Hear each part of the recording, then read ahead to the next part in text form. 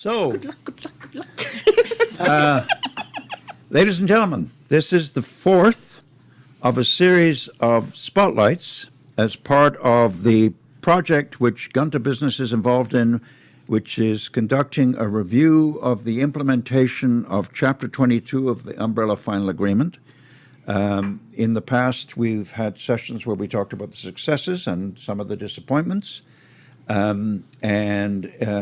We have focused in the past on, among other things, community economic development, which was a very Teslin Tlingit Nation-focused question.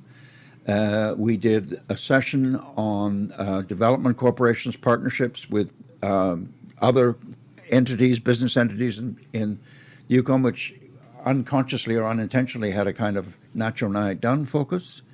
And then we did a very big event, which Peter participated in at the First Nation, at the Kwantlen Cultural Center, which was many of the leading lights in the land claims negotiations back in the 80s and 90s participated in a very deep discussion about Chapter 22, positives and negatives and unfinished business, as it were. And this is the fourth, in which we're planning to be, a more hopeful, positive, future-oriented discussion about the potential for, let's put it this way, a tourism economy which does a shift away from a total focus on gold rush and mining to arts, cultural events, wilderness, First Nation values, a more culturally rich future. I'm hoping we will do 3 rounds of discussion with the panelists here who are briefly introduced. You may introduce yourselves and your work, but I'm going to say that we have a panel which includes Ron Chambers, Mita Williams, Diane Strand, Charlene Alexander, and Katie Johnson, an excellent panel to talk about arts and culture. And I'm going to start, as I said, going 3 rounds to talk first about the roots, the past, and then the second round I want to talk about where we are now, kind of pivotal moment, and then the last and hopefully the best round about where we're going, future possibilities and optimism. So, quick question. Ron. How far back do we go with this, and do I get to speak about the residential school things? That's part of the history. I would love to hear you speak for 4 or 5 hours, Ron, but that's not possible. Yeah. So, but I'm just saying that is where do we start from where the start is? Why don't we focus on your lifetime and your adult career? Because I think you were involved in Kluane National Park before it was Kluane National Park, and that's not a bad place for you to start. Not only as the first Indigenous person to climb Mount Logan, but also someone who was involved in mountain rescue there, but also as you're famously known for having discovered an obsidian deposit or rediscovering an obsidian deposit that was actually probably mined many years ago. Yeah. Okay, Ron, you have the floor. Okay, well, it's really nice to be here with people that I know in a variety of ways in the past, and it's taken for me a little while to quit saluting the chief, but but I still respect the fact that she's here and still shows leadership. So that's Diane, who was her former chief. And I actually had the honor of being deputy chief for a period of time as well, which is, to me is something that your peers are the ones that decide whether you get to be the deputy chief or not. And for the peers to ask me to be deputy chief was a big honor. So that I would like people to be aware of, because that's special. And leadership is such a strong, powerful thing. And leadership is something that, to drop back in time, is that wasn't appreciated by people as much as it should have been, because we had leaders in the past, but we had a cultural and historical difference of view what leadership meant. And to be here this afternoon we've got some pretty strong leadership people here, and goodness cheese for that. I guess the other part of things is that how people work or survive within the history and the background of what the Yukon means. One of the things I guess I've had is that growing up with my First Nation culture side of my family is something that I've had ever since I was a little kid. And I didn't realize it at the time, but some of the elders would sing a song and you dance without thinking about it. And you did it. And that was the beginning. But then I went through my teenage years where you couldn't find me to catch me dead to be dancing with anybody. And then after a while, I started to realize that there's a cultural component to what that means. And it's like art. It's something that's in you. So I got involved with, well, one was Alaska Indian Arts. I ended up going to school in Alaska for a number of years. And so I worked and became a member of the so-called Chilkat Dancers, a group down in Alaska. And from there, I still have my regalia, and the tunic jacket that I wear is a moose-skin smoke tan moose skin like done traditionally. And Lady Gertie Tom from Carmack's did that jacket. And that to me is like wearing in a museum piece. It's so valuable culturally, and it's so valuable to the image that I put across as a performer, that I've gone to other countries and part of the world, and because of that, I went to other countries in the world because of my cultural component. And I wouldn't have got there as Ron Chambers' Yukoner, per se. Even if I had money in the bank, I probably wouldn't have got to some places I went. But my culture got me there. So I've been to Taiwan, Japan, and Europe, and parts of the States and Canada. But it was my regalia that did it for me, and it was showing my culture. And I've traveled with Meta as well. And we went to Alaska on a tour, and we had a busload of people from China and all over, right? And it was a cultural component. And that, to me, is the basis of who we are as First Nations people. And if it's that powerful to get someone like myself across the ocean and back, it should be powerful enough for the people that come from across the ocean to come and see who we are with our culture and our background. So that's my take on where we are today, is that's what we're doing. And it's really powerful, because where we are is a result of some of this. And that's the other part as well. Some of the people who helped start to get this going, some of our leaders way in the back, the reason why they had the strength to go and fight for our rights and privileges and culture is because they had that strong sense of who they were as a cultural people. When you're not sure of yourself, you're not going after agenda. But when you have that assurance of who you are and what you're doing, that's where our leadership came from. And back in the day, they fought the odds, and look where we are today. And to me, that's the example. And the reason why I can say some of the things I'm saying right now is I've had a tour boat on Guantanaman, Kathleen Lake, they call it, for a number of years. And that showed me what our culture meant. People paid money for me to take them out in a boat and talk about our history. And I don't want to necessarily brag about myself, but I'm going to brag about my culture and be part of it. I had bus tour people said that my tour is one of the most popular tours, including anything in Alaska. And these were the guys who were moving people around. Mine was one of the smallest. But that shows the value of what culture is. So I had one of the smallest, but according to these guys who moved people around and got results from them, told me that personally, that mine was one of the most popular things. And that to me spoke volumes. So I just want to throw that back out, because big doesn't necessarily mean the best, but it's quality. And I guess one more thing I need to say too is that the more I got into doing the culture and speaking on it, the more I had to learn about it. So it's a two-way street on that. So I started using more of the words of our language, and I started even talk to my mother about some of the historical things we should pay attention to, and some of the elders. It became broader and broader and broader. So I just want to make sure that that's out there. And then the other part is, I won't take too long on this, but experience is the other part. I worked for the national parks for a number of years out of Kluane. I worked a couple of years in Jasper in the beginning, and then ended up back into Kluane, where it's just my home, and I had an aunt by the name of Klawani, and my older sister's name is Klawani.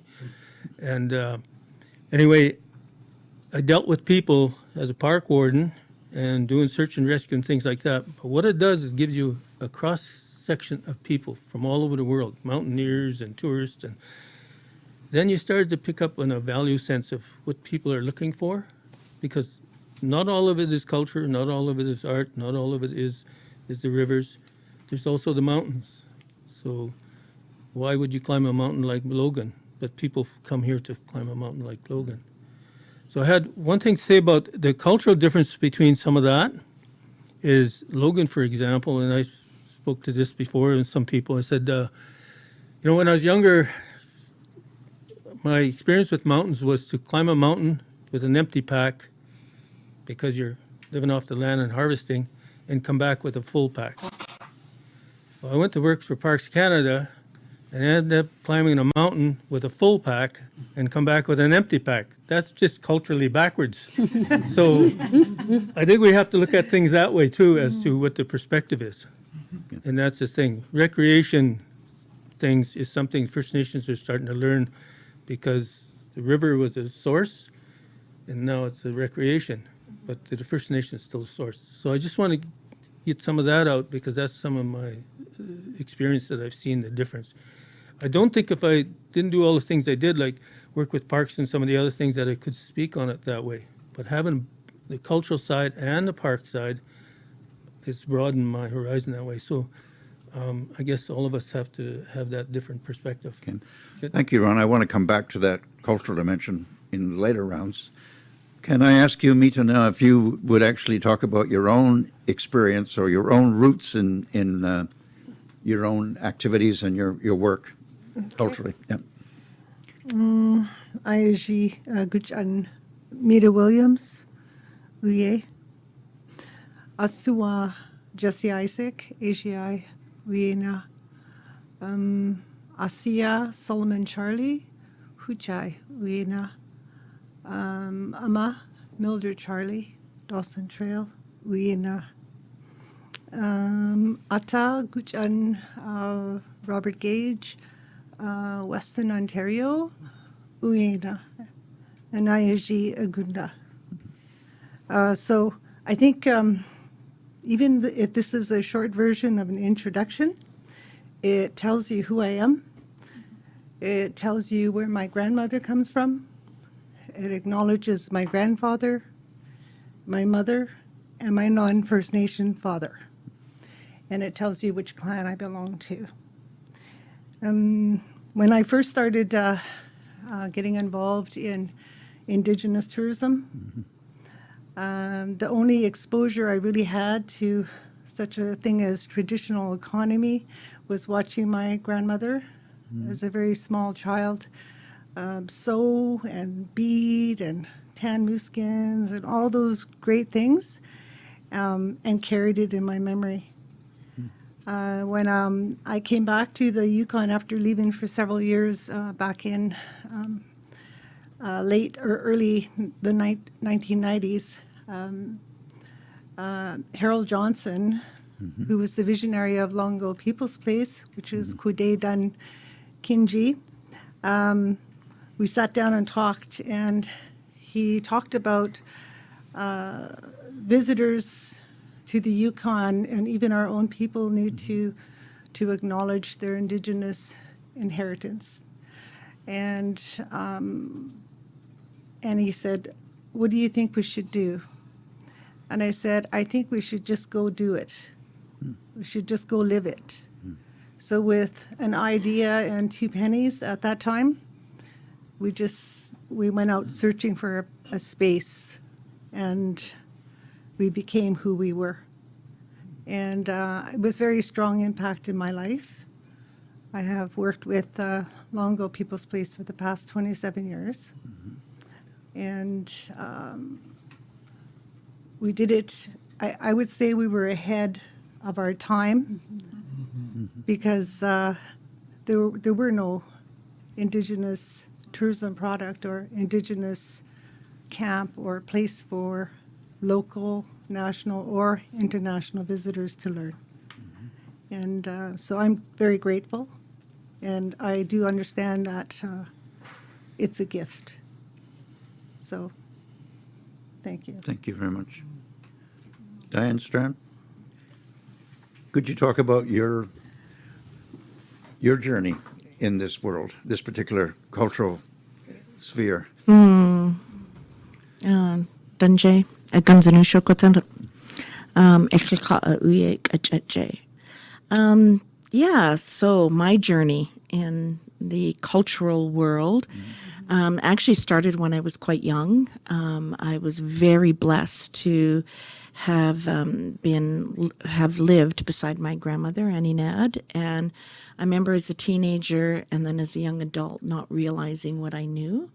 Not everybody else knew that, and it was one of the I guess the catalyst for me to be really thinking more about heritage. And so I started working for Champagne-Égec in the heritage department way back in '95, and I was so blessed to have done interviews and hung out with elders and people that had cultural knowledge and on the land knowledge, such as Ron. We've traveled a few places together out on the land, and yeah, so it was such a my life was very rich then, and I just feel yeah, that type of information that I received also needs to be shared as much as possible to people. So I worked within the Heritage Department for quite a number of years, over 10 years, and then I went into the political realm. One of the key pieces of changing those, I remember my uncle Elijah Smith being at a heritage workshop that I had facilitated or helped coordinate at Champagne-Égec at our Elders Complex, was him standing up and talking about all of these pieces of regalia, museum pieces that were all around the room. And at that little mini conference that we held, because the Elders Complex wasn't that big, we did have Julie Cruikshank there, and my grandma Annie was there, and there was quite a few key elderly people. And I believe it was Ron, actually, that brought his regalia out and put it up on the wall. And then before you know it, all of these ladies went underneath their beds and dug out their treasures, and we didn't have any room with all of the pieces that were, I was putting table up after table, and it just brought on this joy of sharing amongst each other and telling stories about this piece or that piece, and even rocks were coming out, and and there was stories behind that, and it was just beautiful, and Elijah Smith had stood there and said, "We have enough here for our own museum." So that sparked something in the development of the Daku Cultural Center. And Champagne-Égec had several rounds. I think it took us almost 10 years in the planning stages of actually getting Daku before we broke ground. It was really important to go back to the elders, back to community people, to ask them, what is it that you see? What is it that you envision? And everybody wanted the whole kitchen sink in there, right? So that was a little bit difficult to try to really hone it down of what that place was going to be. And Daku translates to our house. And we wanted to make sure that this really did belong to the people, that it wasn't something that you came in and you seen things encased in glass, and that people would feel comfortable to be able to put their own family heirlooms and share that with other people.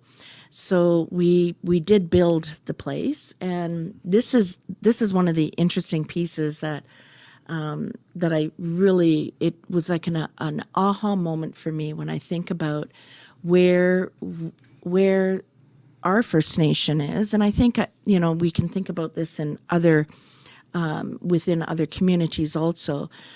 We had an agreement with the company to to be building this place. And part of it, they had to have a certain percentage of Champagne-Égec in people working there. And the company worked really hard to ensure that they kept that threshold up.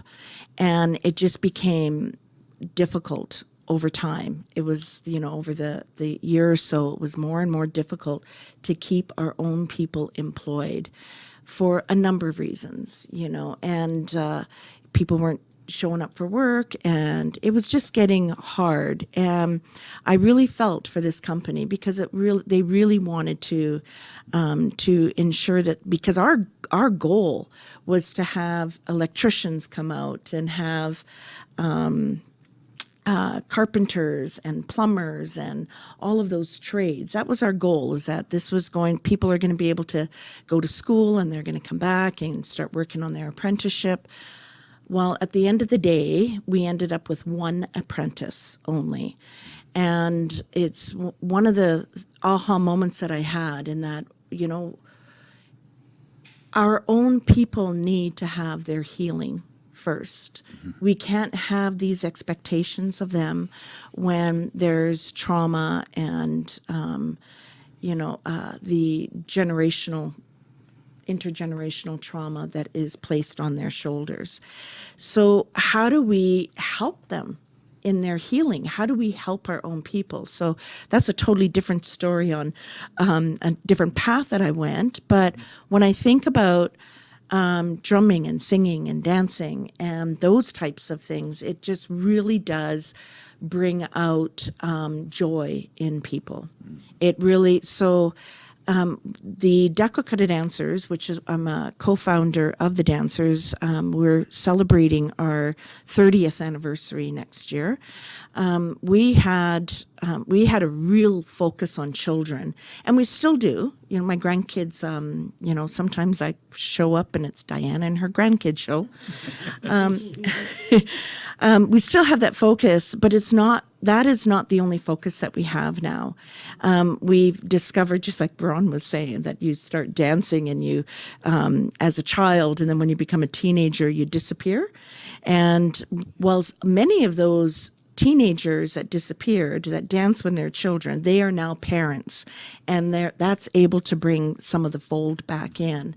And so that has really sparked a joy for learning more of the songs and the dance. Going down, I know that we're going to be talking about this, in another round, but there's so much potential that we have in getting that spark and getting that enthusiasm with our own people that will help in their healing journey, so that we can end up with more entrepreneurs and more people that want to, work in different sectors. I'm glad you talked about the trauma and the healing, but you might like to know that in a previous session, which we did at the Kwalendon Cultural Center on Chapter 22, we had a very deep discussion about apprenticeship. And there were a couple of points that came out of it, which were actually, you might want to go back and look at the video of that, where the president of the Yukon Teachers Association, who is himself Métis, and who was a carpenter before he became a teacher, right, actually talked about the problem of our school system totally oriented to academic graduation, to university entrance, not for the majority of kids who might want to become carpenters and electricians. And then we talked about the need to have apprenticeships focused on experiential learning, which is what Northern people do, as opposed to book way of doing things. And it was actually, Peter was there, I thought it was a very rich discussion. And it's probably worth looking at the transcript of that, because quite a few people are involved in it. And I thought there was a general agreement that's an area we need to work beyond the healing and so forth, but also appropriate ways of preparing people for careers like that. Well, as Yanni from Natural Nyack Dunn in another session said, we shouldn't be talking about people's jobs, we should be talking about careers, rewarding careers. No, I do agree. I do agree that there is now a shift. Yeah. But in the past, there wasn't that. Right. And that now there is a shift, and that there is a lot of support out there for the trades, and that it is a career. And we need it Yes. more than anything, especially in this day and age. Thank you. Thanks. So let me now go to Charlene Alexander. And Charlene, I will say no more about your history, which you can talk about, because you've got lots of experience in terms of the arts and cultural enterprises, both in the NWT and the Yukon. But maybe I'll give you the floor now. Thank you. Thank you for inviting me to be a part of this really important discussion because, yeah, I'm very passionate about the Indigenous arts and cultural sector and have been working in it since in my 20s. I fell upon working in the cultural sector in my early 20s when I graduated from art school, photography school, and I was traveling in Canada and ended up in Inuvik. I think I meant to go to the Caribbean, but I took a wrong turn. Ended up in Inuvik in the Northwest Territories. That's a big difference there. Yeah. About 30, 40 degrees difference. Yeah, yeah, and it was March, so anyway. Must have been a cheap compass. Yeah. Anyway, I fell in love with the Western Arctic, and I fell in love with the people, and I moved there pretty quickly and settled in and started working in the arts because that's what I knew. But I knew nothing. I had no exposure to Indigenous people and culture at that point in my life. I was 24. And just really became immersed really quickly. And Inuvik it's different than Whitehorse. You can there's only 1/3 non-Indigenous people there. The other Gwich'in, the 1/3 Gwich'in and 1/3 Inuvialuit. So as a non-Indigenous person, you're a minority there, unlike here in Whitehorse. So it was a really wonderful immersive experience. And because of my art background, I started the Great Northern Arts Festival, and it was the first of its kind in the Arctic, and so people were traveling to Inuvik from all over the world just because it's such a unique location.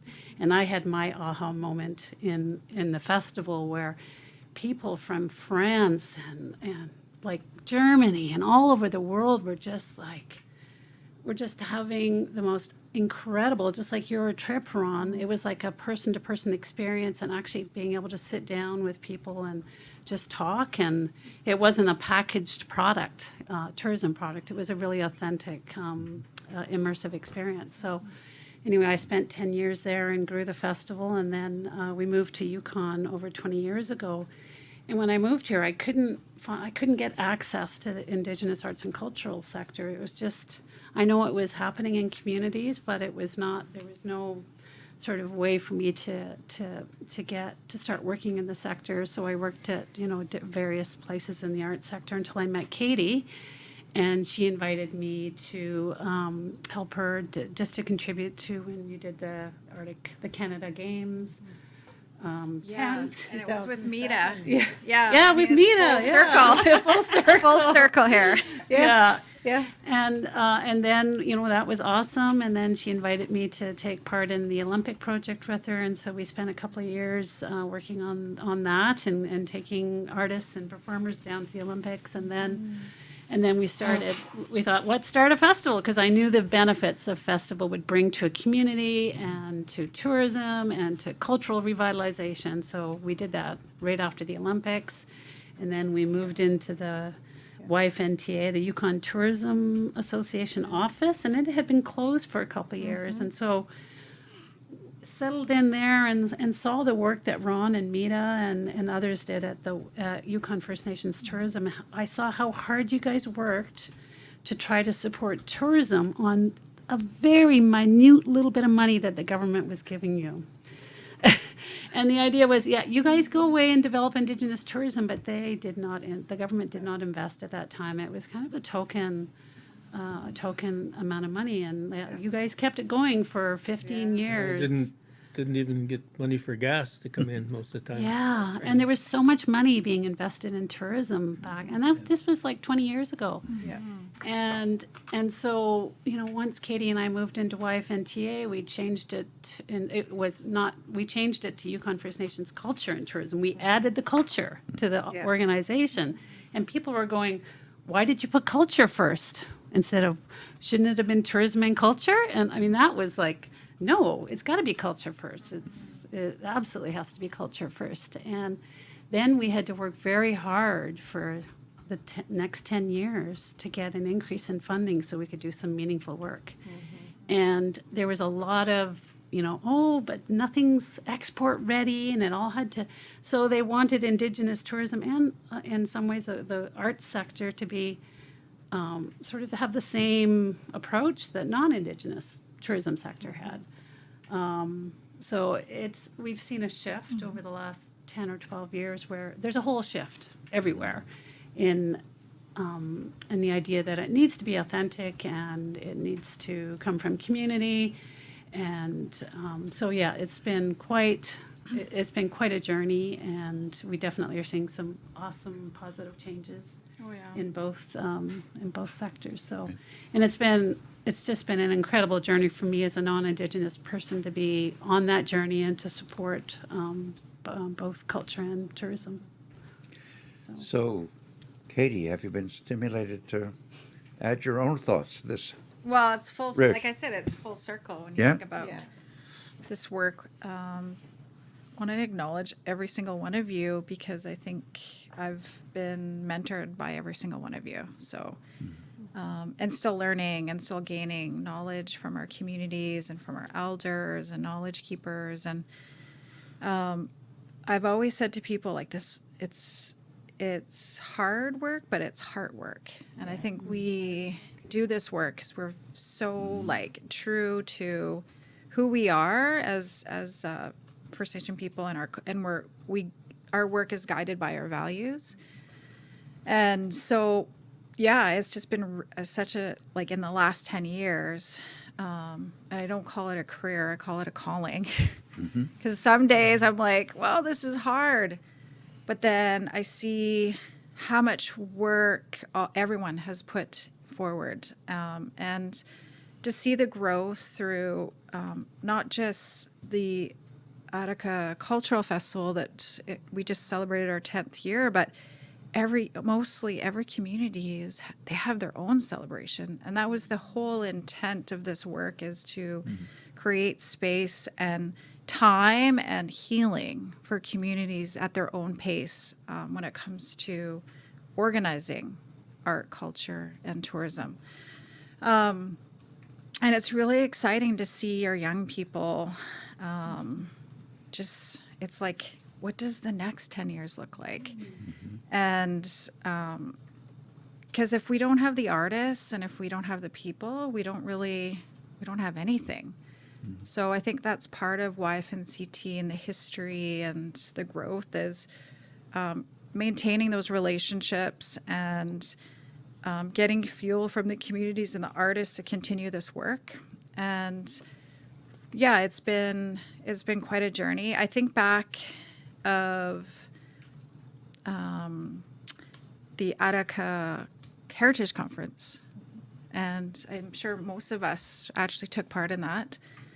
And that was kind of the first time as a young woman to be like, hey, we do have a voice at this table and we need to move it forward. And seeing my dad always at the table when it came to our rights and, how are we going to move this forward with the support of the other levels of government rather than them sort of us setting the table when it comes to how we want heritage, art, and culture to roll out.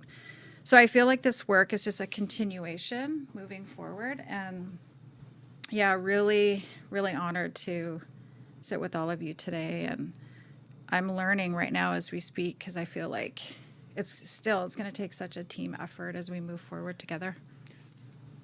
We're going to get to the current situation and to the future, but let me, because you're too young to remember this, Katie, but 50 years ago, I actually worked in the tourism industry here in a little hotel called the Travelodge, as it then was, which was then the big hotel in Whitehorse. And Queen stayed there. Queen stayed there. Okay. Just anecdote. Thank you, Queen. But I remember that it was basically geared in the summer to handling West Tours customers, a couple of 100,000 retired school teachers from California, 80 years old, who wanted to go to Dawson City or to Fairbanks, see the gold rush, see the old buildings. Someone mentioned the word investment. You think about the massive investment that Canada invested in Dawson City in turning that into some people said Disneyfying the gold rush, but recreating the buildings and investing in making it an attraction. I don't think in those days there was even a thought about that kind of investment going into Indigenous cultural traditions at all. In fact, I remember Mac's newsstand was still selling totem poles made in Japan and Korea for tourists. You know, I mean, that was, it wasn't all there was, but, you know, it was. And in fact, someone said to me not so long ago, well, maybe previous conversation Ron and I had about how in Vancouver 50 years ago, really fine works of art by Haida craftsmen were still being, Haida artists were being treated as crafts and sold as trinkets and tourism baubles rather than respected, admired works of art, which they now are. So we've come a long way from that, but even then I remember a conversation when I was in office 40 years ago, 30-some years ago, with the governor of Alaska who said to me, why does the Yukon and Alaska put so much money into this marketing association, to marketing tourism, which is actually controlled by West Tours and people like that? Well, it was a good question, but no Yukoner had ever asked me that question. And it was a very good question to have been asked at that time. Now, we've moved past that, but we still, it seems to me, and we'll get to this in the end, haven't got a completely coherent vision about where we go in the future. But let's just talk about where we are now, right now, because we have some good things happening and then some gaps and things in terms of marketing and investment and development, I would guess, product development. And let me maybe go to Ron with this and talk about, you worked in Parks Canada, you worked at Kelowna National Park. There's a different vision of what a park could be and was. Diane mentioned Elijah Smith. I remember at the Travelodge many years ago, Elijah appearing before a parliamentary committee when the park was still being talked about as, I think it was a park reserve or something at that point, and said that he thought a national park was a very bad idea because it would just be full of dead and dying trees and animals. He had a critical view of what the park was and what it could be. I guess we've moved beyond that, but I remember, Ron, you were heavily involved in what for a while seemed like a very successful enterprise called the Yukon Parka Factory. Well, that didn't survive, even though it had many people supplying products to it, and it looked like it was a successful enterprise, but it didn't survive. Can I trigger your thoughts and get you to comment on that? Well, it's Yukon Native Products, and it started in the basement of one of the buildings down at the old village site down so-called Flats in the lower end of Whitehorse. And it was just mainly an idea for, it was economic development under a program called NIAC out of Ottawa, which is National Indian Arts and Crafts Corporation was the organization. So it had some startup monies available to help get to develop the arts and crafts of the First Nations, and it also was the idea behind what we've been talking about that tried to upscale the First Nations art and culture separate from crafts.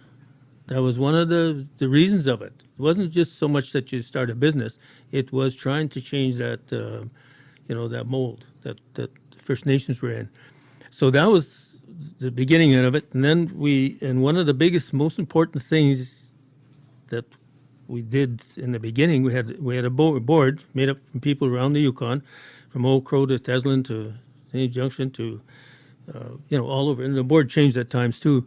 But one of the biggest, most important things we did as a board was to find a person who could take this idea and carry it.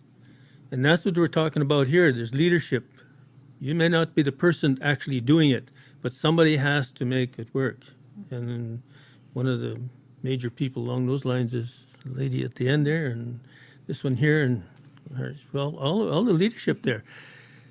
That was one of the biggest challenges, to find someone to carry that ball or whatever you call it. Mm-hmm. And it turned out for us was Tony Gonda.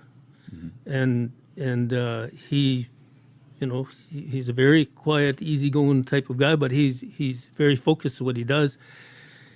And we used to have some of the easiest board meetings you ever had. He'd come prepared, show us what he's doing, ask us what we think, and we'd say he got any ideas. And sometimes by noon we were almost finished, and away he'd go and he'd do it. And so he made all of us on the board look good. And I have to say it because that's what it did take. Because individually we couldn't do it. We had our own things to do. I was working for Parks, and Cliff Geddes, for example, he was the chair. He was from Teslin. He had his own things to do, and we had Pearl Callahan and Annie Smith, and it changed. Gertie Tom, and I could keep going, but anyway, that was one of the major things. Then later on, we had people like Paul Burkle on there in the board as well, but Tony was the one that carried that ball. And he kept developing it, and we ended up with a Yukon parka, which is called Yukon parka, and it was basically designed. The design we used was Mary Prophet Chambers was the one whose design we used. We had a Kluane anorak, they call it, and I actually designed that. But so we had a product that people wanted for the time, and that was the whole idea of it. Is what kind of if we're going to make parkas or something, it should be practical and also look good. I mean, it was both, but it met both. And it turned out to be really popular because people were comfortable with it and it wore well. But we also were big players with the national board meeting because as times I was chair or vice chair, then I'd be the board member for NIAC in Ottawa. So we used to have some meetings in Ottawa, and I was vice chair of NIAC there for a while. And the same thing was there, is leadership. And one of the guys we had as chair there is Tony Hunt, who's known in Vancouver as, he's former chief and whatnot. Leadership was so important, but what's really important was the person who could take that leadership and work with it. That was the challenge. That's also why it went downhill. Because one of the people who ended up replacing Tony after didn't carry the same ball that the board of directors wanted, but you didn't know that at the time. It changed, and it went fairly fast. I wasn't on the board at the end of it for the end. I did have a comfort zone about the person we had. There was something there. But anyway, was there a market shift too, Ron? I mean, consumers tend to be quite fickle. Was there a changing sense of the customer base, or? Well, not as long as I was there, because it was run by the same people, and it did change. It developed. We developed a project too. We had Sony Japan asking for. We went to Japan to present some of the material to Sony Japan, and they were interested. They were interested enough that they wanted parkas at a number that we couldn't produce. We had to turn them down because we didn't have the workforce there. And, they liked it that much. So that was something. But then the other side, we also had Expo. The Yukon Pavilion was run by the Yukon Native Products. And we even had Pearl Callahan was the, what was the term of the president or something of each?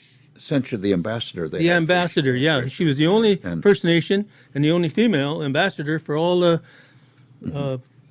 places in the expo, and that was a coup for us. And we had the license for it and everything, and that put a profile of the Yukon. It was one of the most popular pavilions. Was the Yukon pavilion, and I liked the idea of being.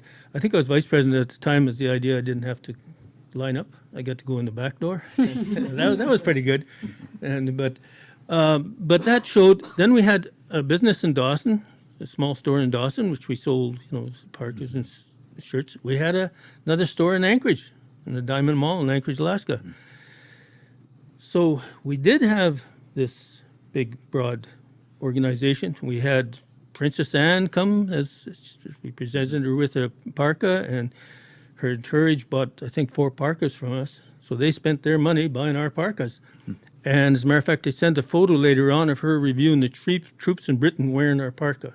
So to me, it was practical, as well as she obviously thought it was good enough to wear it over there. And then any VIP that came to the Yukon during that period of time came to Yukon Native Products, almost first too. So it was us showing who we are through our culture and through our arts and crafts. And that's how it was. And then after that, it just disappeared. And I still don't know quite how that happened, because it did change. It changed hands as who the manager was. I think it's the manager thing. The board of directors changed quite often at different times, but as long as you had that progressive, strong-minded, and working manager, it worked. I read So a that's so report important. that in the end, the last person tried to upscale it to the point where the equipment was beyond what there was still a really strong market for the work, but the manager had brought in all this big fancy equipment to try and Got too big. increase capacity and production, and that's where it fell apart, was because it was taking it out of the hands of the artists and put more sort of. Well, that is the thing. There is. Go back to part of your question. There is a capacity thing, or also the customer thing, and any prime minister that came to Yukon, they were there, and I met three or four of them there while I was there. And one of the other things that was kind of interesting is, as a park warden in Tlawani, Princess Anne cut the ribbon on the building we were using built in Haines Junction. And so I was there with the Stetson and the tie and the stuff. And also we flew with her in a helicopter to shore the country. And then she got in an airplane and flew back to Whitehorse. So I jumped into my truck, and I drive to Whitehorse because I was the president of the thing. And then I welcome her to the thing, and she said, "Haven't we met before?" So, I mean, where do you get that other than the Yukon, you know? So, just the two contrasting situations there. Yeah. And I got to say she was pretty casual about it all. She just kind of dressed casual, and her people were nice. But Well, I want you to know I still have my Yukon Parker factory parker. Unfortunately, it doesn't get cold enough to wear it sometimes anymore. But well, just hang around. It's getting there. So anyway, I just wanted to bring that part up, Right. that we had that profile, and we did have the business, and that doesn't mean it can't go again for sure, but it's got to be organized accordingly. Mita, you must have seen some changes since you started playing a leadership role in this field. Could you talk about them a little bit, about where we were now, where we are now? Well, there's lots of different elements, call them external elements that can impact growing an Indigenous tourism product. And a lot of times, some of those things are completely out of your hands. For example, when the Alaska Highway changed in early 2002, when we started the camp in 95, we relied heavily on the highway traffic, rubber tire traffic, they called it. And all of a sudden, boom, the road changed. And it was like, now we were about almost 2 kilometers away from the new highway. And a lot of people weren't familiar with the new access, because there was no like real big signs or anything. There's just a tiny little signs saying Community of Champagne. And so it was kind of, we looked at it like, now what? And then right away, we just kind of sat down and started to talk about, okay, so what do we need to do to stay alive? And let's look at the pros and cons. And we had to really look at it like, actually, this is a blessing. Because really, the people that want to have an authentic experience don't want a lot of distraction. And we're totally situated in the right spot. We're off the beaten trail. So when I started to push that, off the beaten trail, send notes to people and little letters and different things, and I just kept putting that off the beaten trail, and it worked. So it kept us afloat. But then, 2008 came along, and there was a lot of different activities again, all external. And it's to do with, the travel, visitors being afraid to travel to the Yukon, or other countries being afraid to travel because there were a lot of now viruses. There were SARS, and then in 2011, then all of a sudden people again were affected by the 9/11. Right. And so we really had to just keep looking at the pros and cons. What's the advantage? What's the disadvantage? How can we work so that people will feel safe and they'll still be able to find us? And we still stayed off the beaten trail. So I think you need to be very versatile. I know that we've had to be very versatile in this industry. And always remember who you are, where you come from, and why are you doing what you're doing. How do you market your off the beaten trail experience? We do it through advertising. But where do you advertise? Well, we've just finished developing our second webpage, so it's up on our web.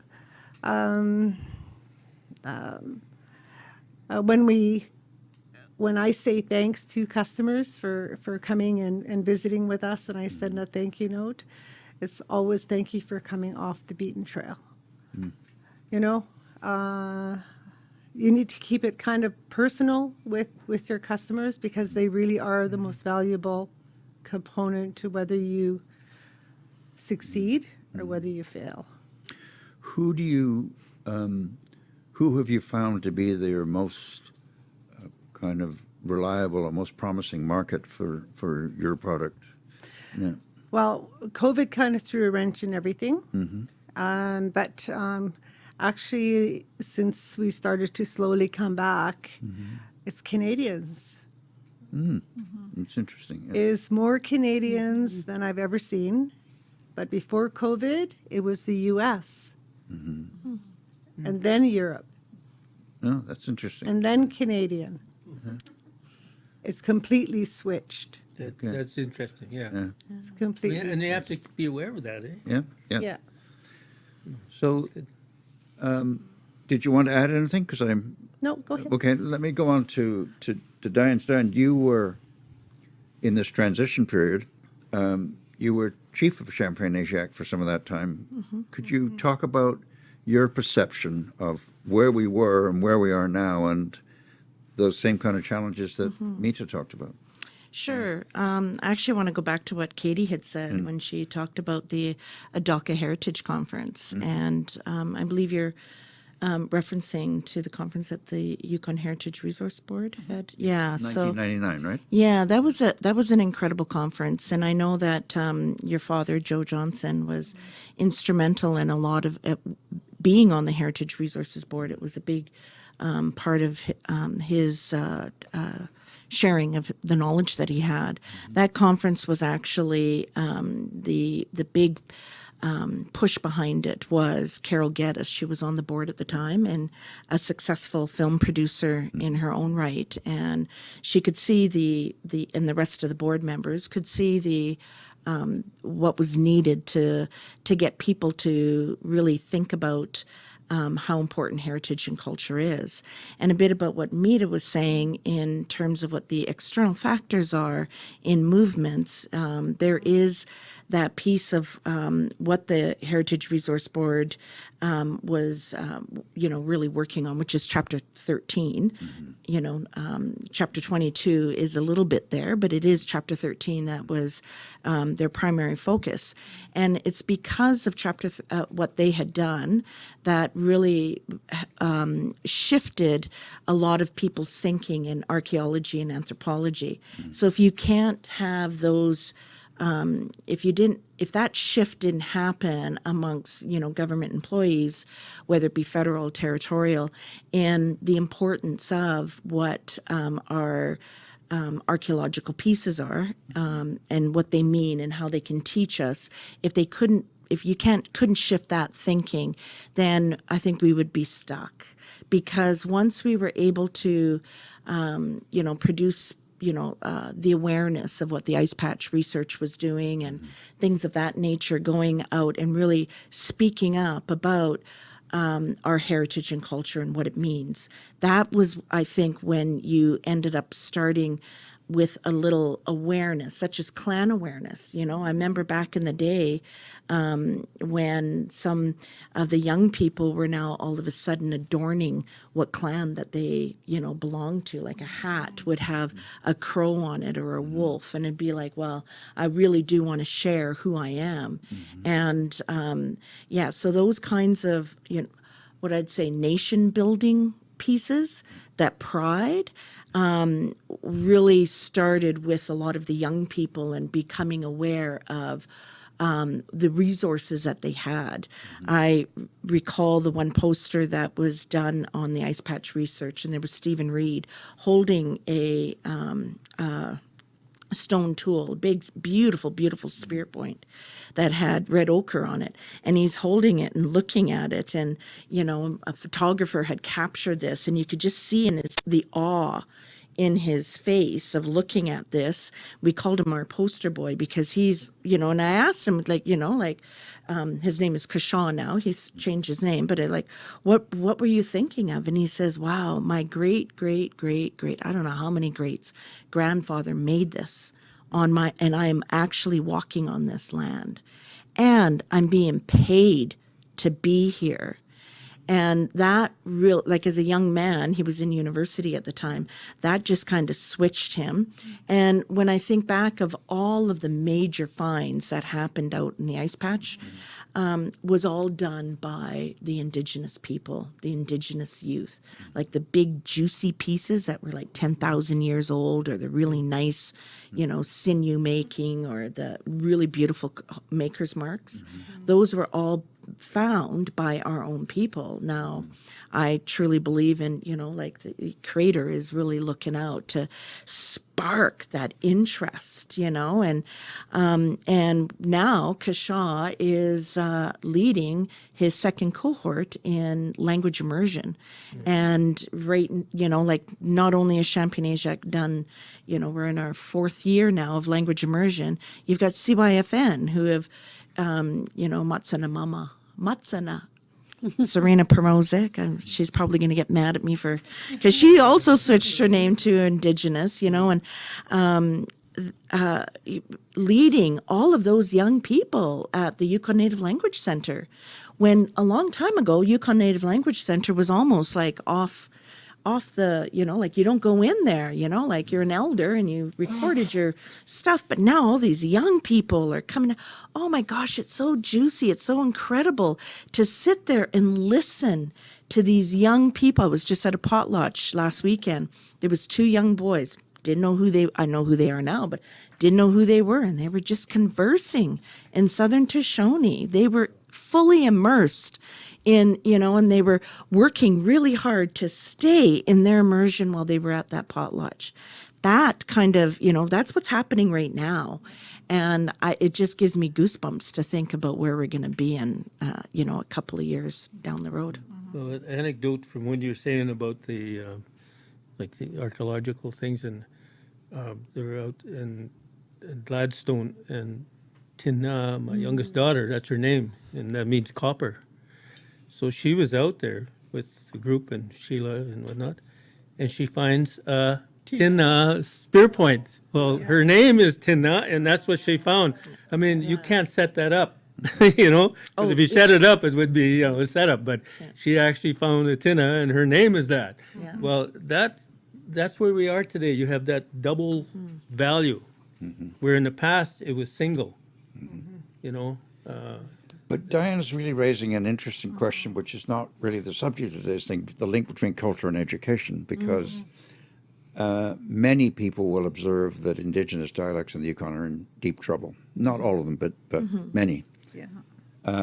And that there are people who believe the First Nation school board will be a solution, but there are others who think that actually that's not going to be the path. And you're suggesting that in fact it's got to be the appetite of the young people to actually want to learn these things to actually really make it happen. Yeah. You bet. And we see that not just within the language, but we also see it with the song and the dance, with some of the things that, the ADACA has done and YFNCTA has done in ensuring that young people really get immersed in song and dance and, and the language. When you can start to think within your language, and I've heard a couple of people saying, I am now thinking in my language because it's that important to them. And then I ask, I'm hardly wait till you can tell me that you dreamt. You woke up from a dream and it was all in Southern Shoshone or Northern Shoshone or Tlingit. Well, I hope Jesse won't mind me saying so, but at Natu's potlatch recently, I was somewhat surprised to see my son, my very Nodlecho son, up dancing Yeah, with the people, with his mother's people. Yeah, it's awesome. yeah, Very special. It's very special. yeah. Charlene. I will speak from more of a sectorial perspective and what I've seen in the last 10 years. There is this huge earring economy happening in Yukon. People are understanding the value, the value of traditional arts, and people are no longer using the word craft so much. Like we don't use that word anymore. People are willing to pay more for home-tanned hide. Artwork is being purchased for the permanent art collection.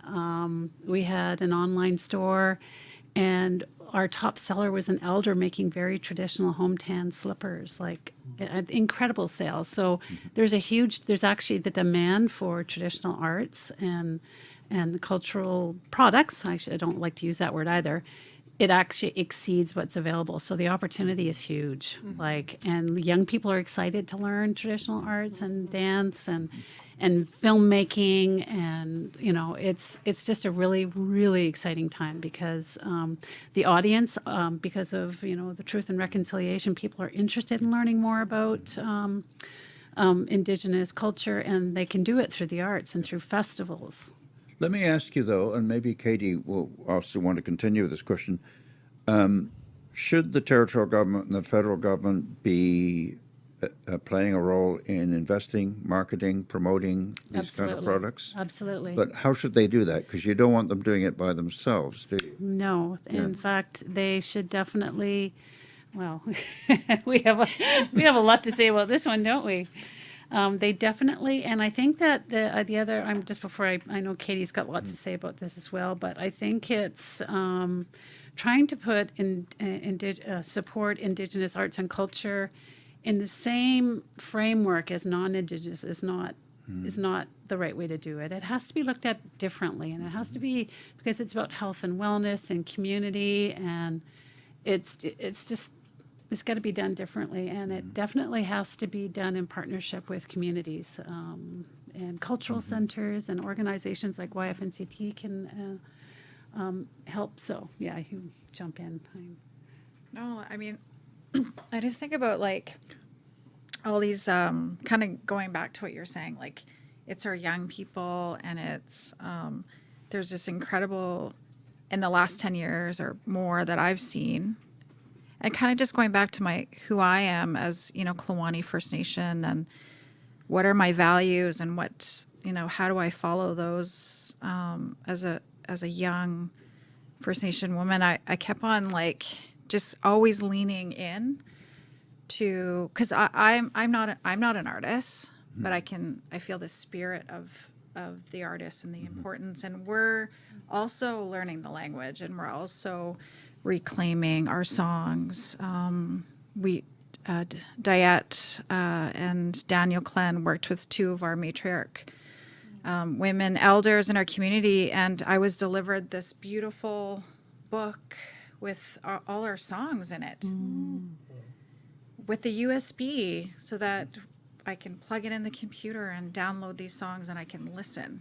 So I think about, it's so great. Like, one thing about YFNCT is the vision of us. We're leaders in so many different sectors and the economy. People look to us. And so I feel like we're huge contributors and trailblazers when it comes to, especially in the arts and culture. And We do bead hide fur, and that's coming up in a couple weeks. And it just brings elders, youth, artists who are not sure, but they want to, we have some of our artists that Charlene was saying that sell their art pieces or their earrings for $300 and up. Like it's inspiring to create these types of spaces for our artists to explore, to learn, to network, to learn about our culture and learn about the different patterns. And same with Attica, like we talk about coming into the light, which it means that in Southern Shoshone. And I've always held that to my heart because it's like, our grandparents didn't get a chance to express themselves. And now it's us moving forward, but also our kids and our grandkids. Okay. So it's creating space and light for everyone. And it takes time. Like I'm excited about seeing what the next 10 years looks like, especially learning the language and going to moose hide camp and harvest camp and just being present to what's happening now. First, okay. Yeah. That's great. I keep hoping for a Muskrat Flats boogie band turn. Diane. I would love to answer your question about, should get federal or territorial government be focusing money over to, and they should just leave it alone into the hands of the First Nations people themselves. We know exactly what it is that we want and what we need and what is what will work for us. When you think about, thank you for bringing up the Truth and Reconciliation. When you think about TRC and the colonial way of thinking about things, that doesn't work for us. It is not who we are. And we are now just starting to really grasp what it is that we can do as Indigenous people. And I say that because we already knew this. I get so excited. I'm on a soapbox now. We already knew all of this already. And it is our cell memory that is just being opened up as we go through our own healing, as we go through our own recognition, as we go through all of these pieces that makes us go, aha, I know what it is that my ancestors had done, felt, and be.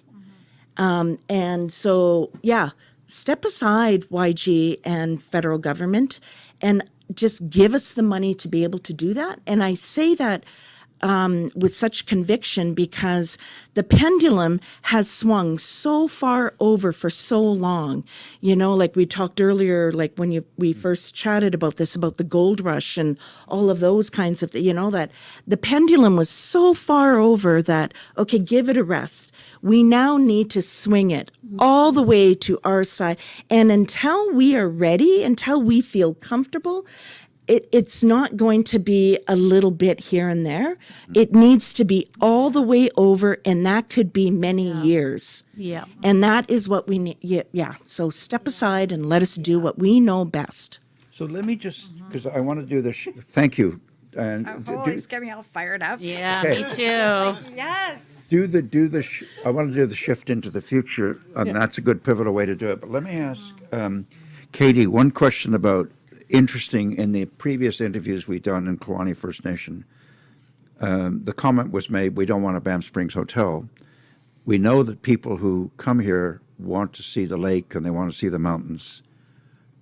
But given that there is not the employment that used to be in Kluane First Nation in the old days in parks or in the servicing of the parks or lodges or things like that, what should be done in terms of trying to capture this moment for the Kluane First Nation in terms of if it's not a destination hotel, what is it that might connect culture and tourism in a way that's advantageous to the community, which is now a community with, I would guess, a demographic which very much elderly people. I think we have about a population about less than 100. Yeah. And I can't speak for Kluane First No, Nation. no, but I I'm can just sort of speak on. we've had just in in the last 20 years that I've seen a lot of companies approach our corporations and kind of we weren't ready yet. It's like slow down, and it's like sort of that whole notion of like catch up, keep up, because it's like people want something right now, and I feel like we have the leadership in place for us to start the exploring piece. What could that look like? Especially when it comes to tourism, but it has to be in line with our values. And one of the things that I'm really proud of, when YFNCT has been really exploring and worked with elders these last 2 years during COVID, and it's traditional protocols. Like, how do we want visitors to conduct themselves within the traditional territories of all territories? And it's like bridging that traditional knowledge and our values to what does that look like? And it's not just an eye opener for me. It's like things that we were taught as young kids. So how do we get visitors to look at those protocols that we follow when they enter into our traditional territory? We're going to get there. I think it's going to take some time, but right now we're at a point of just reclaiming and reclaiming our language, reclaiming our culture, reclaiming and our values and how we conduct business, and how does that look like? We do have elders that are guiding the process, and we have some strong women that are from our nation, and so it's just supporting one another. And we have Southern Shoshone. It's not just Klawani. We have another circle of community that will support us through this development. Okay. I'm going to now give a couple of short but provocative stories, and I'm going to see if I get all of you to come in on, because we're in this talk about where we go from here. So there was someone at this table, I won't mention any names, had an idea that had heard that the Haida Nation had managed to do a deal with Parks Canada where the Haida Nation actually got control about who was hired in and worked in Guayanas. So I actually spoke to a Haida leader about that, who I've known for a long time. And I said, how about employment in the park? What park? Well, the national park. Well, we don't regard it as a national park. It's our traditional territory. It's our heritage area. We control it. We decide who works there. We decide what goes on, which is going from the days when Ron worked for Parks Canada, a huge shift in consciousness and perception and orientation in terms of something Canada calls a national park. The second story actually goes back 25 years ago. Mark Wedge and I were on a sustainable development tour of Norway, Sweden, and Finland. And we were in this museum in Helsinki, Finland, looking around this museum and fairly predictable stuff. And sort of one of those museums where you feel you've already seen it all before.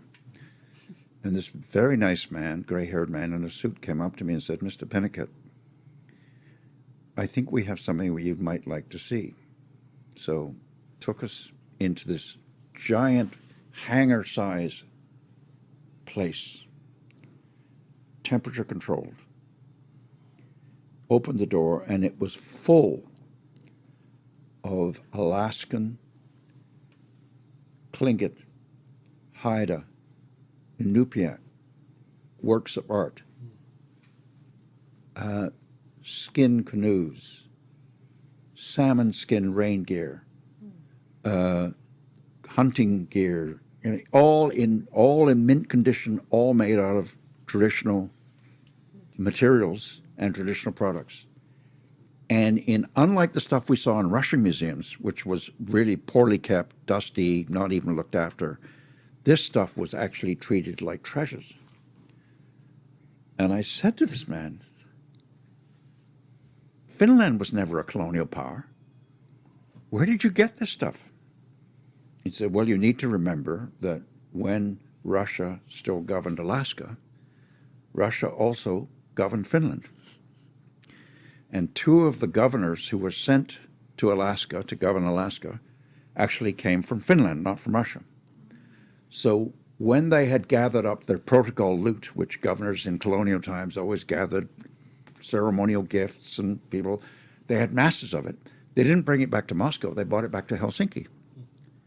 And we, as responsible people, have been looking after it ever since in mint condition. Well, I said, well, why aren't you showing this, or, in North America? They say, because it's actually fragile and precious, and there aren't very many places we can exhibit. And as a matter of fact, there was one exhibition, I think, in Anchorage in a high-quality museum.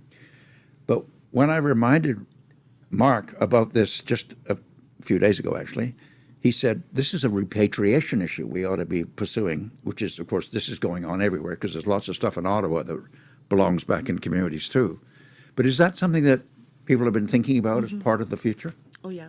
Yeah. Yeah. Diane, do you want to go first, and then Ron? Yeah. Sure. Daku, that was one of the pieces that Daku is, we haven't gone through the application process yet, but to be a Class A museum, so that we could take artifacts, we could take, King Tut's tomb if we wanted to, if they allowed us to, to borrow it. We do have, the facility is built to do that. And we actually do have some, like they are temperature controlled rooms, and we do have some First Nations people and some governments that actually store their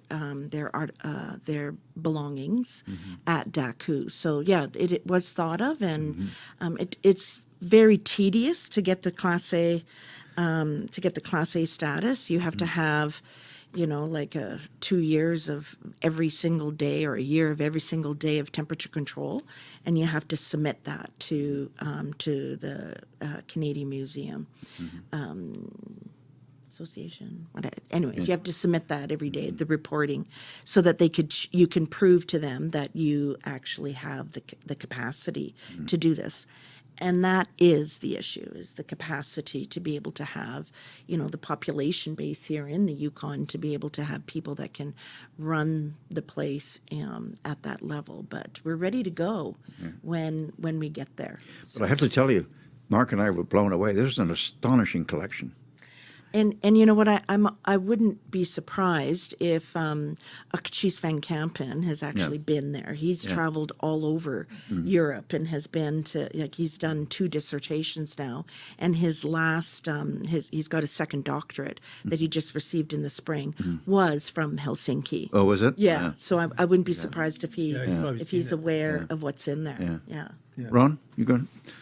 Well, just to touch on some of the things you mentioned before is with the Haida, for example. I went down as a representative for the parks, as a park warden, and traveled with a couple of people, and names are escaping me now, but we went down there and talked to chief and council at the time. This is back in the 70s. So the regional headquarters for the parks at the time was in BC. So we sat down with the chief and the council, and we were talking about, my role was to talk about basically what a warden did if you were a warden, and duties and things like that. And anyway, we generalized, and parks were highly interested in getting involved with the Haida. And the chiefs, after a while we met with them, the chief said to us, "We like you guys, but we don't like your message." And to me, working at Tlawani, I knew exactly what he's talking about, is that at the time, parks were still saying, we're the guys and the boss.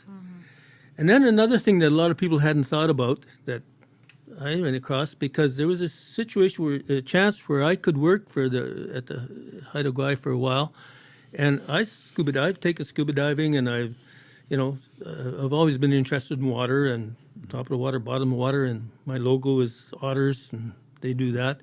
And anyway, I had a chance to go there for a couple of years, and I thought, man, that would be just fantastic. But I had a problem. I'm part Tlingit, and I'm wearing a uniform. Am I going to tell the Haida what to do? You see what I mean? And I thought, I'm the only one in the whole warden service who's got this situation. Not saying that the people were going to make a difference. But I personally didn't feel I'm supposed to be telling them what to do under the circumstance at the time. Yeah. As a person with a Tlingit background, and because I have that strong cultural background and my regalia and everything, I've even performed with Gujao, who's was the medicine man and spiritual leader of the Haida Gwaii, and I got along with the chief and everything was fine along those lines, but I couldn't do it as a cultural person wearing a uniform, telling them maybe something they didn't want to hear, especially with that background. So that was kind of different. But Parks Canada never thought of things along those lines, you see. So I had to turn it down. I really wanted to go. And so I never did, but that was something that other people didn't have to deal with. Now, we touched on some other things about the language a bit too. I want to throw it in before I forget, is how important it was. My mother was not a speaker as such. She knew some words. My dad was a speaker because him and Elijah were buddies and they used to talk the language and everything. But they were separated when I was young. But anyway, as my mother got older and she was in her 90s, she was in Copper Ridge, her elder's place. And toward the end, she didn't talk anymore. Almost didn't talk. She didn't talk. She was just silent. So I had her in a wheelchair one day, and I was taking her down the hallway, and I was singing a song to her. I had trouble with this, because Jimmy Johnson, and Jimmy Johnson, and she goes, she finished it for me. She hadn't said a word in months, and that was the last thing she ever brought out. I mean, that's powerful.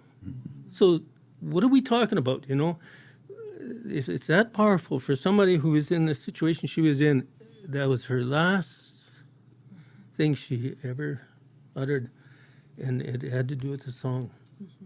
And to me, then, man, we have to keep this going, because that to me is one of the most powerful statements you can have. So I had to put this out because I think that's what we're talking about too. Mita?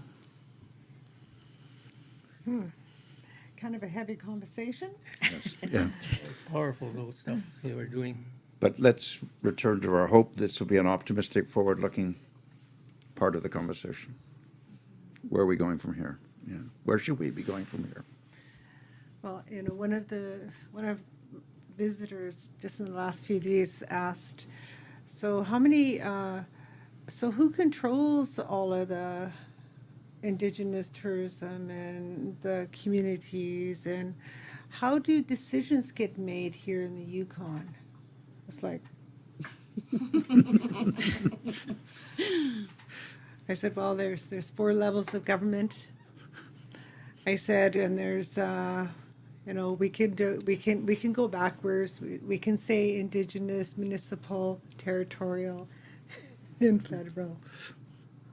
We can do it that way because for many years it's been federal, territorial, municipal, and First Nations.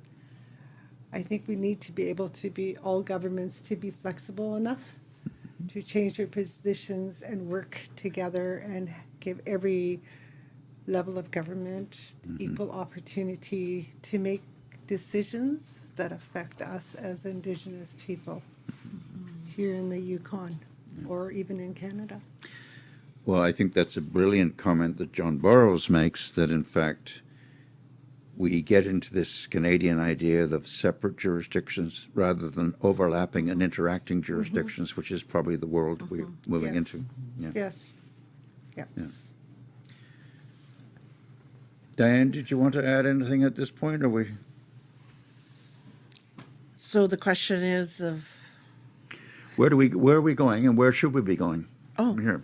gosh, where are we going? We're rock and rolling, I think. Yeah. I truly believe that there's been a conscious shift in society as a whole, not just within the Yukon or within within Indigenous community here, but within right across Canada.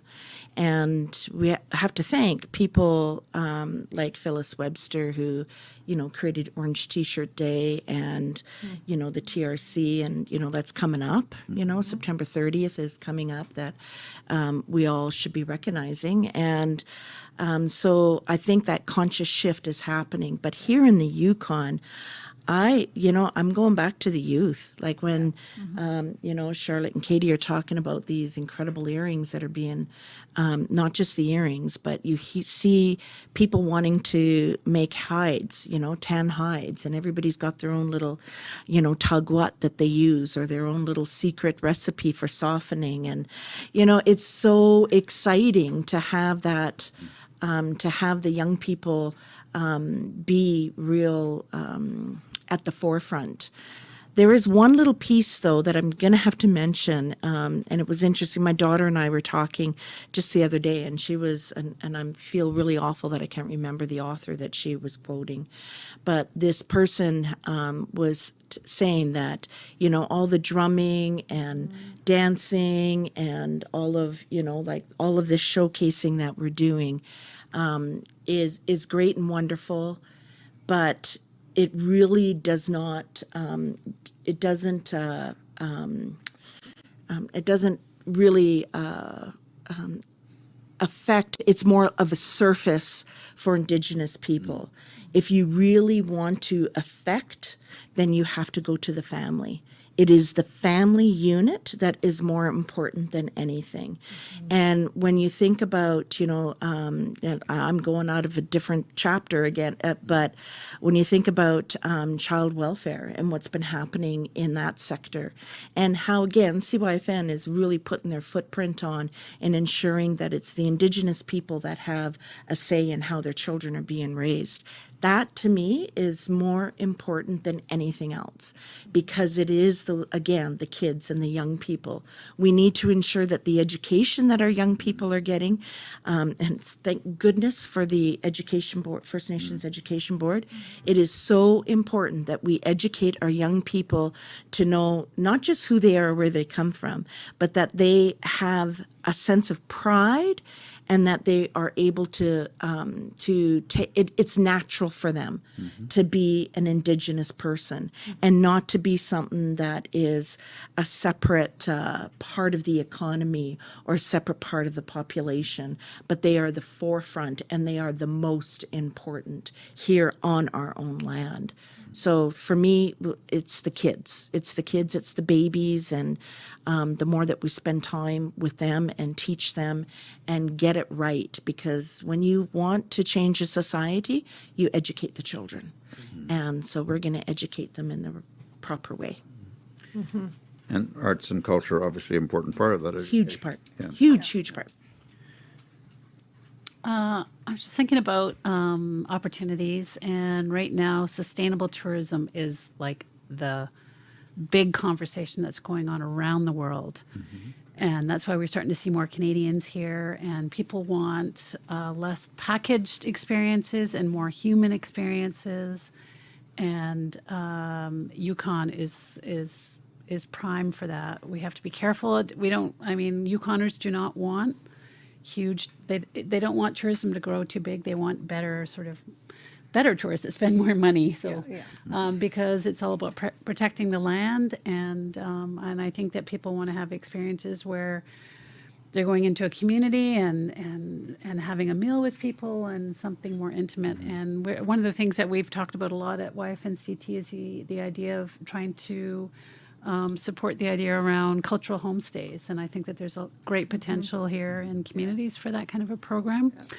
And on the arts and cultural side, there's no end to the opportunities that are coming for artists. And we've seen huge growth in the last 5 years, and we'll just continue. I'm just thinking about we sent 7 fashion designers to Toronto for Indigenous Fashion Week. One of the artists has just come back from New York, and next month is going to Paris. The opportunities are just awesome. Yeah. Well, that homestay thing has been tried in the past. There was a period of time when we were introducing people to homes, and yes and no as to how it was working. In some cases it was, but there was some people who neighbors weren't so keen sometimes and that sort of thing. Or maybe the neighbors weren't the neighbors you wanted to where the homestay was too. It was tried for a period of time here in Whitehorse mainly for that. And then they had a program one time at Burwash years and years ago where the buses drove up to the village. Well, they didn't like that. That got somebody rolled a barrel across the road eventually and said, "Hey," but that's because they didn't communicate really with the community. The community they Yeah. communicated with individuals, but maybe not the community. See, Yeah. and it was the community who didn't like it. So there are those type of things to look at, and also like when you say with the destination places, like you're talking about Montana Mun, where they want to build a. So that the whole plan for that, because I've been involved with it off and on, is destination oriented, so that you have people who are willing to pay to go there to do, but they don't get to do whatever they want to do, and that's the big concern, I think. And that's where something like my boat tour would have worked really well, because you could take them up, do the talk, develop the people who do it, and then the other part of it is ownership. Ownership has to be the sailing point, is that this is your place, not somebody else's place that you have to work in. You can work there if you want, that's the options. But they have to have that. And then working with Dalton Trail Lodge for a few years as a guide. So we didn't have to do the same thing with the fishing thing. The focus was on the fish.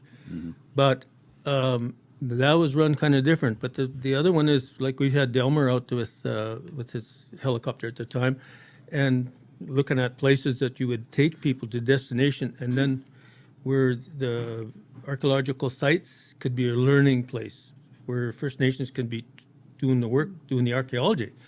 But if people want to go there to see what they're doing, that's the destination part. So it would be a numbers thing, controlled with culture and history and everything involved. If it's not set up that way, then I'm not interested. Okay. So and the person who was spearheading it as a consultant, well, at one time we talked about casinos, and the guy himself said, if you're going to talk about casinos, I'm not your consultant. And he ran a destination place out of BC, and he used to manage Blue Rodeo, a musical band, and he runs an out there camp. So he kind of had that idea of what we're talking about. You need the focal point, which, like at Montana Mun or Kathleen Lake, is a place that to look out. If you had a window there and looked out at, you would have a scene right there. But that's a controlled situation, and that was the way it would be. The ones where people fly in and start up a little thing, that's where you get into trouble. That's where it kind of goes all over the place, and who's controlling what, And the Parks Canada gets applications continuously for that. And then they're part of the Parks Management Board in Kluane, well, and some others too as well, that half the board is First Nations, because that's part of the agreement. And it just so happens my eldest daughter is on the board. She's past chair, but so I throw a few tidbits at her about things. But I'm seeing that we're more overall picture involved, and that to me is where it's got to be. It's got to be our project or not, And in the past, we always worked for somebody else. So we may have time for some more comments, but first of all, I want to see if there's any questions or comments from online participants. And if there are, I will invite you to respond to any comments or questions that people may have. So I see Margaret, Sandy, Elizabeth Bosley. Any of those three people would like to ask a question or make a comment? Oh, the Bosley guys, I know them.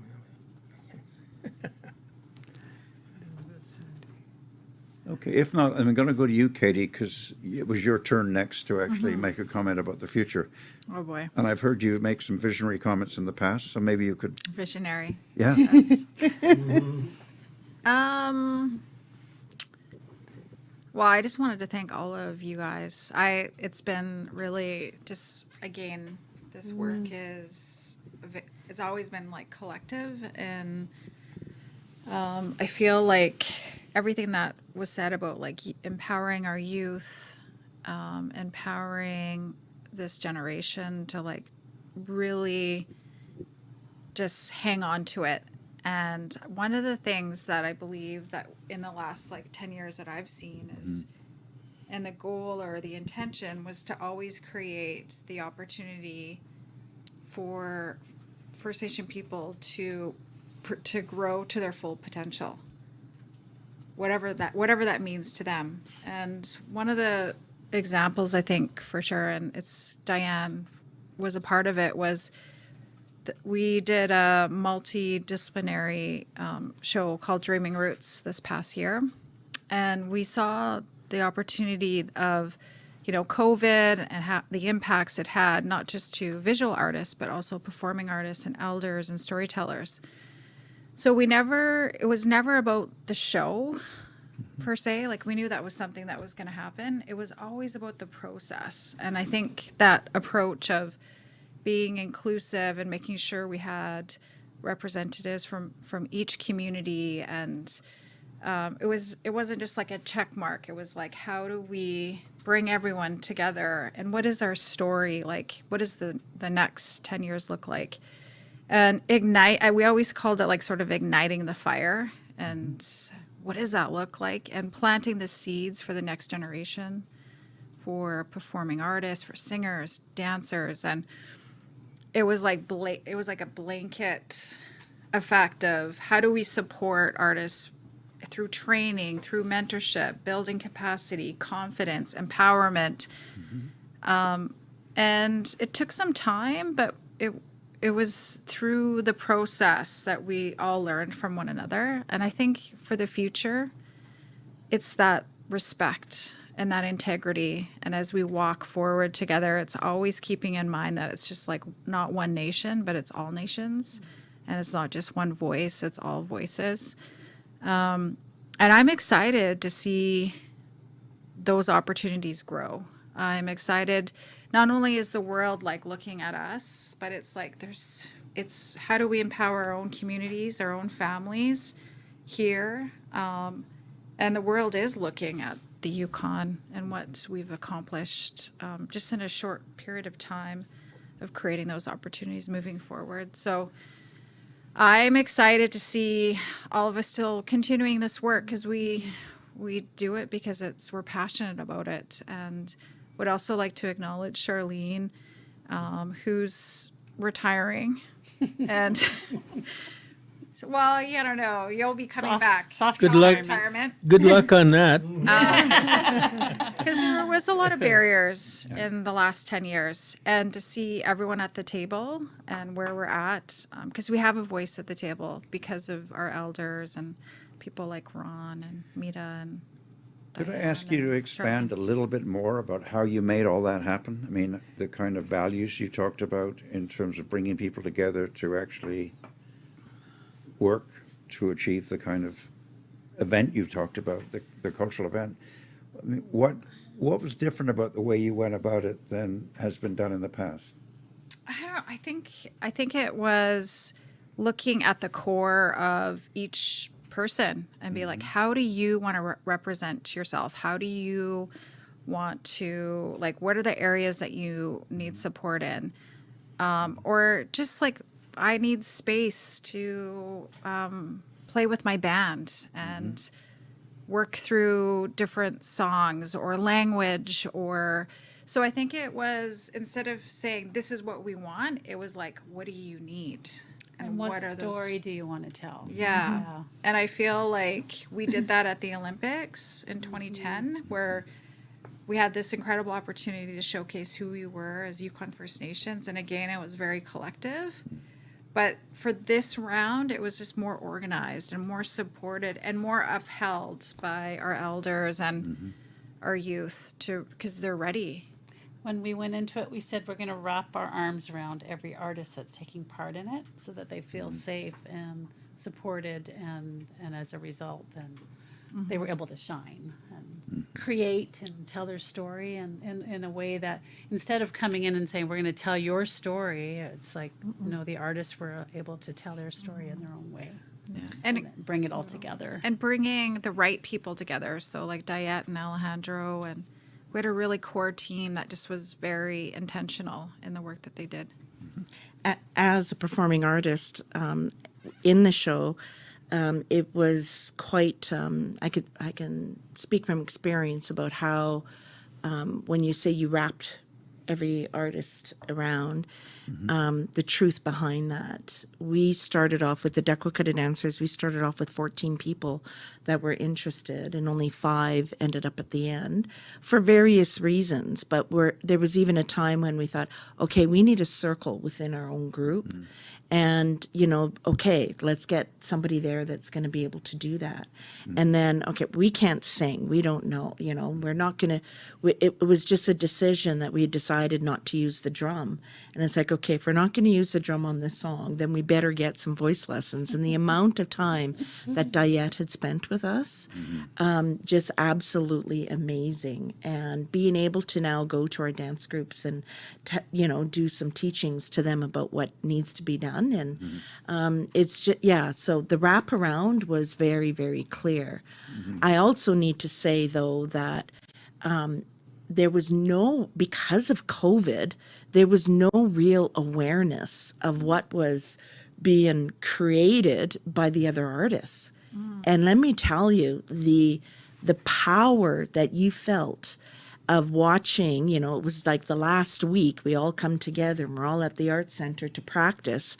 And we're sitting, listening and seeing other people's performance. And the tears that people had as artists ourselves, like, whoa, did you hear that? Wow, whoa, and how seamless the story came. It was extremely powerful. And I get goosebumps thinking about it. I got little tears coming out right now because it was very, very healing for each of the art as we went along, but even more so that week. It was like, whoa, and we were a part of that, it was really incredible. So to be able to do things like like how they did it, I think to continue on that path would really go a long ways in helping not just ourselves, not just ourselves as artists, because when you do your own healing, you heal everybody around you. And that's exactly what had happened. There's many people that went to the performance and was absolutely blown away. So let me ask you, Diane, interesting question. Robert Davidson, Haida artist. I went to his last expedition. Every single work was sold before the thing opened. The red dots on every single piece, and they were selling for sums of money that I couldn't even imagine, right? But he was also criticized about that show because he'd taken the traditional Haida forms and started to evolve them and tweak them and change them. And I suspect in a world of interacting cultures, evolving Indigenous cultural items might actually from time to time be controversial or debatable. Could you talk about that a little bit? You bet. Boy. I actually, I'm an advocate for change. I don't think that as Indigenous people or any society could be where they're at right now if there wasn't change, and that we need to be able to embrace and be able to move forward with whatever ideas, whatever dreams that people have. When some of the beadwork that comes out with some of the young people, I look at them and I'm like, okay, I'm a little bit too old to be wearing that. But man, does it ever look good on my niece? How people are switching and changing things around, I think that's great. And I take this from my late uncle, Patty Jim, who had told me way back when that it was quite a controversial time time within our First Nation when Kwade was found, and he was one of the elders that helped. There was a group. We had 4 elders, 2 from the Yukon, 2 from Alaska, that had helped us plan and move forward, and he was one of them.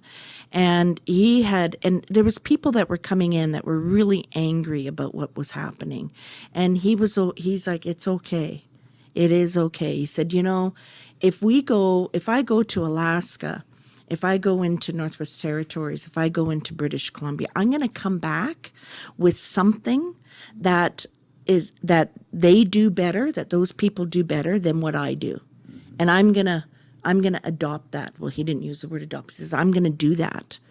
I'm gonna, if they make a tool better than me, why am I gonna use my old tool? And so, and I think about that with people when it comes to smudging. Like lots of people, that's not our culture, that's not our culture.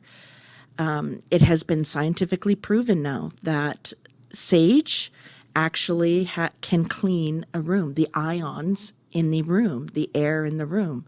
Well, ancestors knew that a long time ago.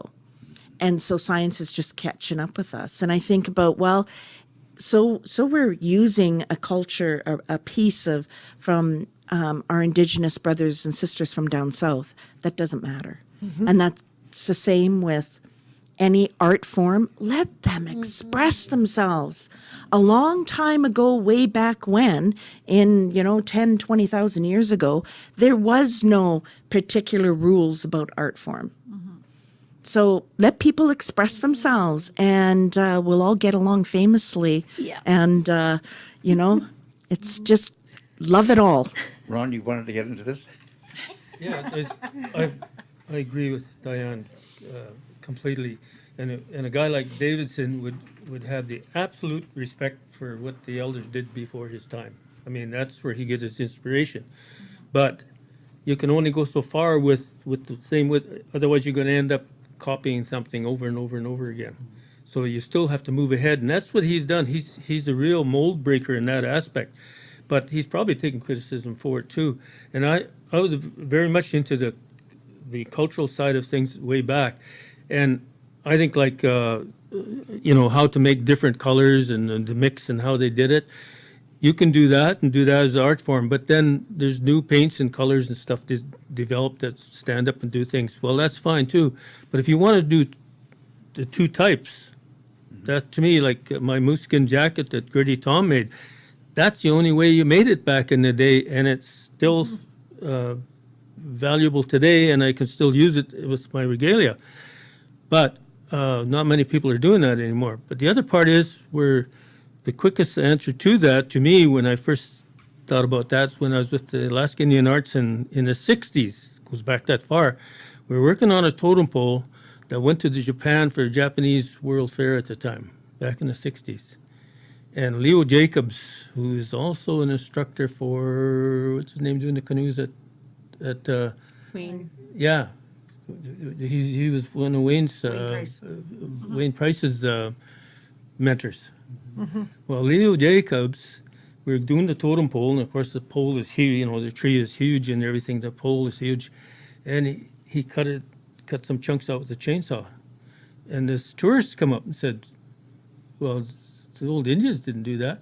He says, "I'm an old Indian," and I'm and I remember that from everything right then. I thought, that's the answer, because it had nothing to do with it didn't take away from the end result, is what he was after, because he was moving material. And then just one more step on that, as to show the other value of it. When they didn't complete the pole, they shipped it over to Japan. They had to stop the traffic, I think in Tokyo, wherever they had the fair, and it was the world's tallest at the time. So the guys went over there, and then Leo Jacobs was one of them, and some of them were there, and they were chipping, finishing it off, doing all the chips. And the Japanese would come and say, "Can we have your chips?" And they say, "Yeah, sure, this is wood chips." So pretty soon the Japanese were throwing yen out, and so these guys had their caps on the ground and just full of yen, So I thought, hey, there's money in that culture part there. But yeah, there is that. So so there is this, but there's still people who do things in a traditional style and traditional colors and how you make it, and they say, you know, baby urine and copper oxide makes that green you got. Well, who's going to stand around and wait for the baby, you know, today? But you know, it's that kind of thing. But we shouldn't lose how it was done. That to me is important. Yeah. Is make sure that that part is still appreciated and understood. We don't want to replace it. That's the part. It serves as a But what foundation. Diane was saying, yeah. Yeah, I mean, any great artist has a foundation that they use and they work from. And I just want to say, and I saw this up in Inuvik, people going, oh my God, they're using power tools to make soapstone carvings. And like, we don't expect non-Indigenous artists to stay in a box. Why would we expect Indigenous artists to stay in a box? And like, it would be so boring. Yeah. See, just interjection, but see this here, it's a tinna design. Because I got one sheephorn tinna style. This, this morning, this was a round piece of copper from Burwash Creek that came out of the mine that my stepfather was involved with. And I had tried to make a projectile point in the past with some of this copper that they did. And I put it under torch, and I did all kinds of things, and pounded with a hammer and an anvil, and it didn't change shape at all. And Joe Mugram, he this morning put it in a higher torch, and he pounded it out. This is natural copper from out of the ground. It has it. I mean, it looks like it came from a mill, eh? Yeah. But that's how pure that copper is out in there. But he did that this morning, and he gave it to me, and this is an example of using today's technology to do something that took him about maybe an hour, which I couldn't do in, I don't know how many hours I spent on the one that I pounded on.